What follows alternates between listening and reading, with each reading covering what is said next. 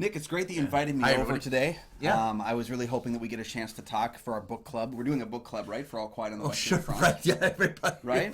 Right. So, yeah, Same thing. it's weird that this has never been made into a film before, especially not three times. Right. You're missing the boat, right. It's 3 times. And then there's a sequel attached to it. What? Yeah. A little bit more noise on the Western Front? It's called The Road Back, made in 1936. It's a sequel to All Quiet on the Western Front, if you know that. Okay. Yeah. Well, So, we're going to talk the newest All Quiet on the Western Front, the German production using American screenwriters in a Netflix film where the first language is British English. makes sense to me.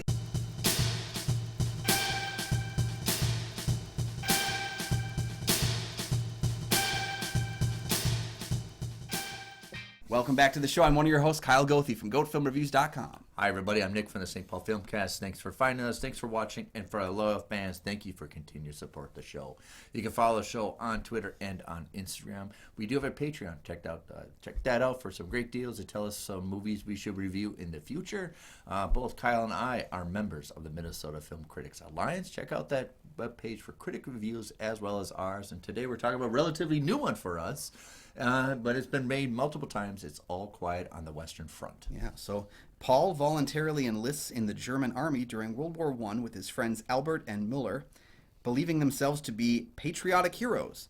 But he quickly realizes that the realities of war are much more intense and frightening when he reaches the front lines. So this was written by Enric Maria. I'm going to murder his last name. I always do. Remarque. And it's called, in German, Nothing New in the West. Published in a magazine initially in Germany and then turned into a book after that in 1928. First time it was ever adapted was in 1930 by Louis Milestone. It did get a nomination for Best Picture at the time. And like I mentioned before, there's a sequel to that movie. There's another remake of this. I think it's in the 60s, right? 1979, and it's apparently more or less very difficult to find. I don't think a streamer has it. I don't think it's on home video currently. I don't think you can find that movie. And it's very interesting why we're doing this now, because other than maybe the rights are up or something, but we're into our third or maybe possibly fourth version of this story. Yeah. I had to read this as required reading when I was in 7th and 8th grade. I don't know if it was required reading. I don't think required. I think I picked it up because it was. I feel like I maybe read like a chapter in a class. You know, it's kind of like I get the style of the writer, and I had the book, and I just read it at that point. But to be honest, it's been so long since I've read the story, and I haven't watched any other versions of it in any recent time to remember what happened. I kind of went into this movie a lot more blind than I thought I would. But it does hit a lot of the beats. I mean, this book has been called the best war book ever written, or the best World War I. I think it does, written. right? We'll get to my review in a minute of the beats and the statics and everything. But so screenplay is written by a bunch of people. You got Ian Stokell, Leslie Patterson, and Edward Bergel. I think when you get 3 people together, I don't know if they all did it together or there's some rewrites. That's so it's Patterson and Stokell are the American writers that wrote this draft. Originally, it was written for an American release. And I think Mimi Leder, who did On the Basis of Sex, a couple other films, Deep Impact, she directed that. She was going to direct this, and then she jumped off. And then Roger Donaldson, who did No Way Out, was also attached to direct this for a while. So both of them were directed. So it's kind of interesting that it eventually made its way to another country to be adapted again further by Edward Berger, who directed the film. So it's got kind of a bit of a So this made the script, had a couple legs to move around, and Mommy said maybe take it to Germany, and they want to do this movie. So it's directed by Edward Berger. He's an American man, but he's been living in Germany since 1997. He's done a bunch of other films. If you look up, he's got a very accomplished academic film college schooling. So he knows, I think he knows very well, but this is kind of like, he's done other feature films. Yeah. But he's very academically schooled and trained in film. Yeah.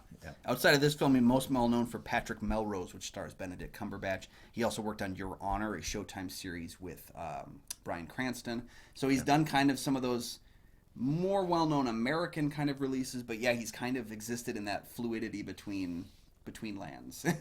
Right, and I think it's fitting that you have an American director, but he's been living in Germany, and Germany's are very much, and Germans almost like appeal. You got to peel off the surface to get into the core who they really are. Yeah. Where Americans, we like to bombast us first before, we have to present ourselves loudly before he knows. But I think if you understand their culture, how to talk, immersing German, it's very fitting for a person like this to do it. Yeah, and another thing that kind of comes with that is I didn't realize for probably about half an hour that the film's language was German, because when I watched it on Netflix, it automatically goes to what is British English. Yeah. And so I went with what it started with, and like the film is so solemn and the characters don't have these large pronunciations that I didn't realize that the lips weren't matching up for probably about a half hour of the movie, and then I switched over to German afterwards. I didn't notice either. I have to say that because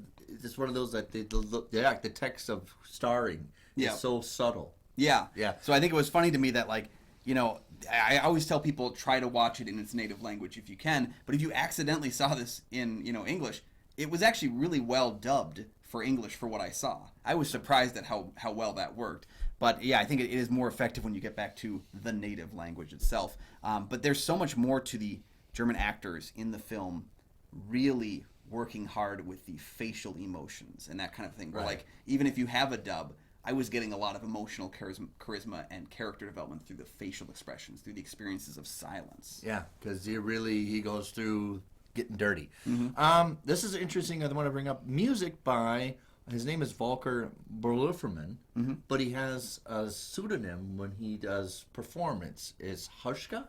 Oh, Hushka. okay. He's got labels and albums by this person. He goes by that name, Hushka. I'm hoping I'm saying that right. Please put in the comments if I'm not saying that right, or I want to get it right. So he has that persona musical guy, but he's classical piano. But it's very much, I try and avoid comparing to 1917, but it has this modern music to this movie. Yes. It's very much that sound tones and temperaments, not really so much a melody into this. Yeah, mood music.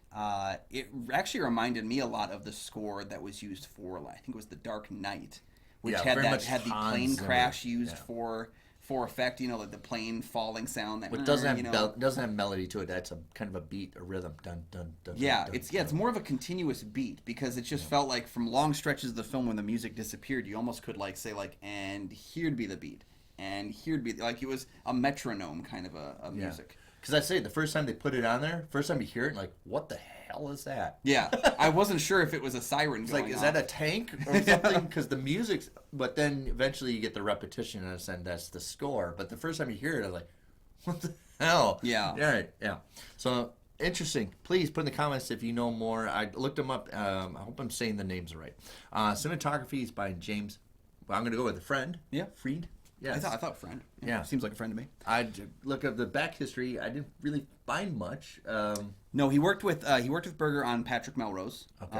Outside of that, nothing that I had seen that really kind of leapt out at me. But yeah, I believe he won some film festival awards for his work with cinematography. Okay.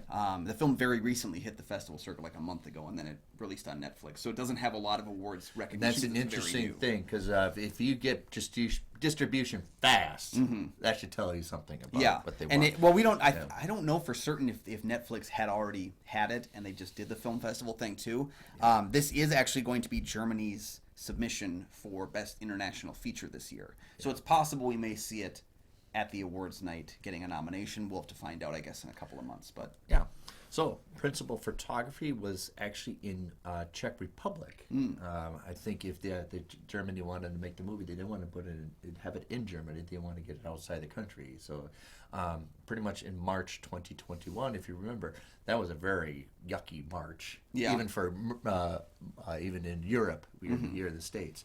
So they had the right temperature to film this movie, as you can see. Well, when you look at the sheer scope of the film, especially in early 2021, we were still very much pandemic heavy in the U.S. and less so elsewhere, but there was still some of that kind of concern, that constant feeling, and having such a scope and scale with the number of people on set must have been mind-boggling to work around.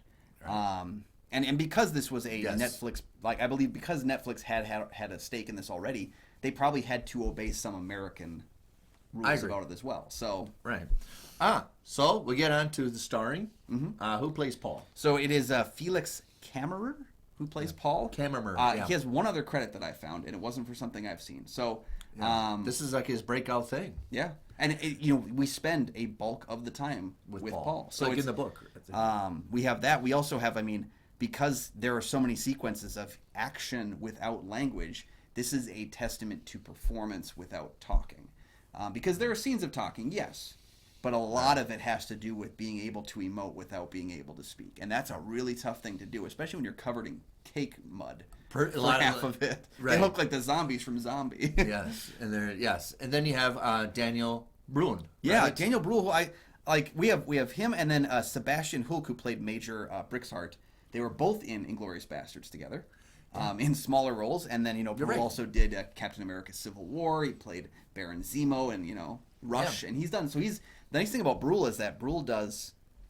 I don't want to say smaller films. This doesn't feel like a smaller film, but less studio heavy films. I agree. And then he also will stop in and be like, "Yeah, let me be one this for the big guys, one for the low. One for the big guys, one for the other." I love when directors and actors and people do that, where they're like, "One for you, one for me," because it just feels like a fair thing. And I think he's the first legit actor star that they got. Yeah, and he's the some most known one I saw, Because then once he got attached, it became known that they're making this movie.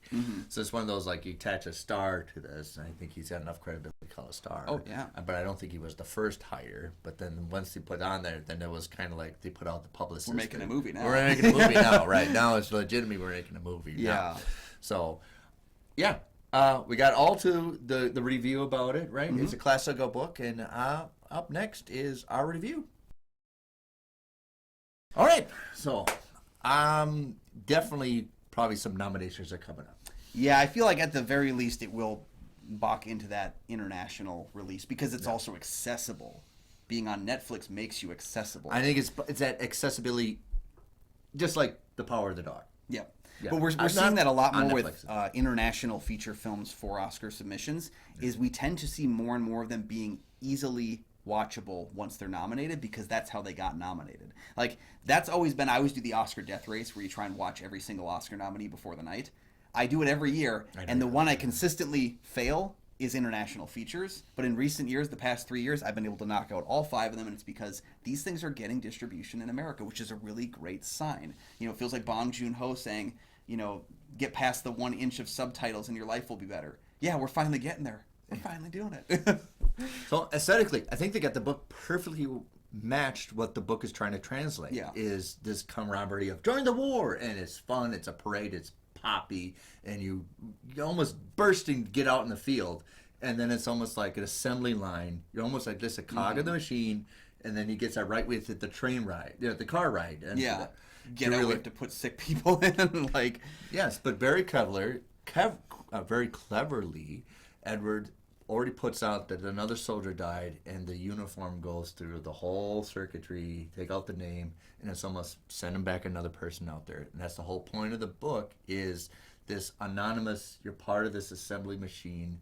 What happens to you, no matter how tumultuous, it's really uneventful. Yeah, you will not be a hero, you will be a number. And I think going back to that, it's weird to say in a film that has so many epic scope battle scenes. My favorite shot in the film is that little piece of fabric hitting the ground where all the other fabrics are that say the previous owners of those clothes. And it's the beginning of the movie, right? Yeah, it's just that moment where he tears off, he goes, "Oh, sorry, screwed it up." And he gives it to him, and it's just like, oh man, it's the most telling shot in the whole film, and it's the one that said, "Oh no, we're not here to give you a glory of war film.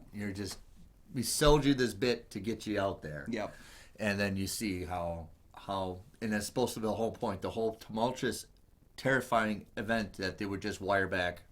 Nothing really happened today. Mm-hmm. Yes, and I think they got it absolutely right. You're part of this banality, that you're not unique. You're irrelevant. No, how much Paul tries to be somebody, a unique individual, you're just going to be somebody that just died at the war. Yeah, it's almost like you have to make your mark as a person living during this time period, because you may not make it out. And he loses so many friends as he goes through it. And I primarily think of the relationship between him and Kat, who played by Albrecht Schuck, who, like, that relationship is a very, very engaging camaraderie that you want to see them both strive, because they both genuinely do seem to care about each other's survival. They know each other's home lives by the end of the film. Like, they've invested. They want to work together. They want each one of them to do better. And it's like, that chemistry between those two actors is so great in this film. I'm trying to avoid comparing it to 1917 because that's a relatively new movie that we came out. And 1917 had this dreamy quality, this Twilight area to this film, with a lot of seriousness to this. Yeah. This seems like absolute grudgingly run through the muck. Literally have everything run through the muck. And I think my favorite scene in the movie is through all the horrible things, they come around the captain's table of all this food.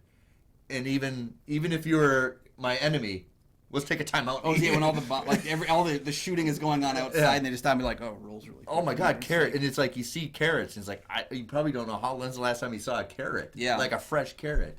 And also the scene of them when you know that water is not healthy to drink, and they do it because they're so thirsty, and you know that's what they had to deal with. But yeah, you see I think they got it right with the tone, the temperament, and the message, but also the contrast of here these aristocrats who are eating food and everything, and they're like making deals on the train, and you got the other guys out there, right? That's the whole issue of it, is that, yeah, it's tough to not compare this to 1917 and other World War I films. We're seeing kind of a boom of World War I. Yeah, even Peter Jackson's documentary. And then I mean there was even the Kingsman prequel. The King's Man was set during, the World War I period. And so we have so much more time period spent on that. It seems like we go through phases where our focus is on specific wars in the past. We had a good amount of stuff in like the 90s for the Revolutionary War, but in the 80s it was about like Vietnam. And then we hit this period where it was all about World War II, and now it's kind of World War I, after like a period of getting into the Iraq-Afghanistan, conflict as well. Yeah. So it seems like we get these different issues. The problem that All Quiet on the Western Front has is that it's the epitome of World War I novels. It is the book that every person who makes a World War I film has read, I guarantee. Yeah. And so all these other films that have come out have borrowed elements from this novel. And so that this film, it's unfortunate, but it doesn't feel as fresh because it's made after all these other films, and all it's doing is taking back its agency as a film. I agree, that long explanation, because we thought, like, another one? We've just been doing this. And I go, this is the one. It reminds me when people said Stephen King's It film was ripping off Stranger Things, and I was like, you idiots. Right. And so you got to very much, and we get into the wrap of saturation. Yes. And I think you're going to lose a little bit because this is very interesting. It's not the feel-good movie of the movie, but it's technically a sound film. I would be surprised if it gets something like Best Cinematography. It's a wonderfully shot film. It's very well shot. Production design is great. The production is tough. I don't think production design would get anything in that realm because so little of it is actually like has to be designed in terms of like building things, because a lot of it's outside. But I do think the production design is really strong. But that tracking shot of him finally going out, and then his gun. And then we're like, what the hell can I do? And there's quite a few of those scenes though where he's like, Paul is just moving, and the camera is basically tripping over itself trying to keep up because he's just gunning for it. Yeah. A lot of intense sequences. I mean, I think the scene that everyone comes out of this talking about, I've had a conversation already with a few people, is the crater. He ends up with this other soldier, this enemy soldier. One-on-one. Yeah, and it's an incredibly heartbreaking scene because these are two guys that just don't want to be here anymore. Right. If you didn't know, he stabs him, but he doesn't die. Then he tries to save him. Well, yeah, and he sits there with him too, and first he tries to kill him with like the dirt, and then he like sits there because he's like, well, he'll be dead soon anyway, and then he doesn't die, and then he has to go put him out of his oh my god, like the whole thing was just what an exercise in a small little microcosm of what you think war is, because he gets sold this. Almost like a romantic painting, you're off to battle and it's romanticized, and then you get out there and you're like, this is what it is. That speech at the beginning of the film where they're talking about like nationalism, you will go out there and you will represent our country and you'll the win. Motherland and all that. Yeah. Oh man. And they're all, it's almost like a parade. Yeah. Which you sold them. Yeah, the film is a ticking time bomb that seems to explode several times. Where we're in too deep now, we can't get out, and we're part of the machine, and we're just trying to make it to the next day. It's a tough movie. I agree absolutely 100%. All the framing techniques, even the the negotiations of the truce. You have them sitting almost like they're like, oh, I'm stuffed from eating. Yep. We're talking about making deals. Like, can you make the deal now because we end the war? Well, we gotta, well, let's eat first, right? Well, yeah, and let me be clear too. One of the things I didn't feel worked as well for me in this movie was the scenes that don't involve Paul. So the scenes of the aristocrats, the scenes of the higher up guys stretched eating, out, yeah. I think they're just too long. I think I want to get back to Paul. I want to get back to him because he's the character I'm invested in, and there's a lot of scenes that I know the importance of them, but they didn't need to be 5 minutes. They could have been 1. I think I agree because it's like when we're going to get back to the front when you're talking about that. That's your feeling. I feel like the film comes to a halt during those moments, and it's tough because we have Daniel Bruhl, who's really good in this movie. Yes. But again, he's in a number of scenes that I just feel are overstretched. And I feel like he could have shortened him. We could probably have put it in a his lot of contract. Yeah, maybe. Probably put in his contract and If need you 5 did, good for scenes you, in this man. amount of time. You probably put it in there, right? But yeah, there's a couple of moments where it's just like, I want to get back to Paul. And I think that's having these other scenes with the non-battles does set the film apart more from like a 1917. Because if you spend all your time with Paul, I think those comparisons would be even more prevalent. Exactly. So I don't know if that's the case either, or if it was just maybe a film that just needed some tightening in those areas. And that's been an issue recently with a lot of movies. Too many movies, a little bit too long. So, but it has that I want to establish right now because Edward Berger has a very accomplished academic training in film. Mm-hmm. This is a very accomplished academic film. From scope to all the events happening, it still seems intimate.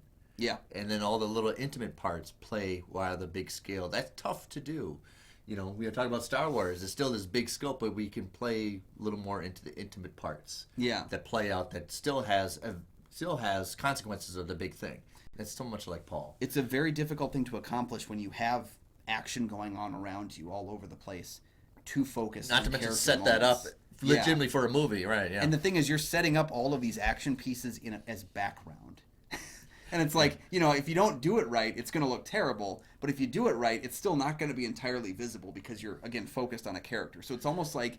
What's the point? Well, I mean, because it's the point of why we talk about, right? Yeah. It's almost like the best, CG is CG you don't see. The best kind of like production design and choreography is the stuff you don't realize is essentially unseen at that point. Which is, that's why it works, but it is tough to have for him because I'm sure that a lot of work went into some of those battle sequences that you don't end up seeing much because you're just focused on Paul, but you never lose that connection. And I like the Paul very well adapts soon to somebody who has a veteran. It doesn't take him very long. All of a sudden, a dead guy, well, what do you got on you? Yep. He learns that fast. Yeah. Well, and there's the scene with the crater, too, where he looks for survival pieces and then he finds information about this guy. And he's like, I'm going to make sure like that I get this information where it needs to go. And so there's that level of the guys we're fighting are not that much different than us, which we've seen in a number of war films. But I do think it works really well here because you do get that sense that no one wants to be here. The only people who want the war to be going on are the ones who are fat taking cats, their sweet time negotiating. Which is, again, why I don't think those scenes should be cut, just trimmed. Because it does add something.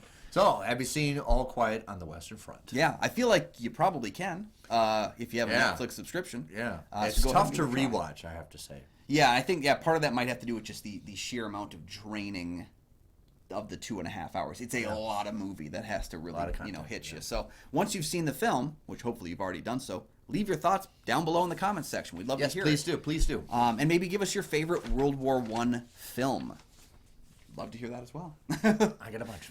Yeah, I've got. Yeah, I could have a whole list maybe ourselves, but So thank you guys for joining us with that. Yeah. Oh yeah, wings at some point. Yeah. Thank you guys for joining us so very much. Make sure you're liking and subscribing down below. It really does help out the channel, like you wouldn't believe. And you can find all my film reviews over at GoFilmReviews.com. You can find all my my podcasts. Kind of caught up. You can find my show, the St. Paul Filmcast, anywhere you find podcasts. All right. Thank you guys for joining us. And thanks for not being quiet.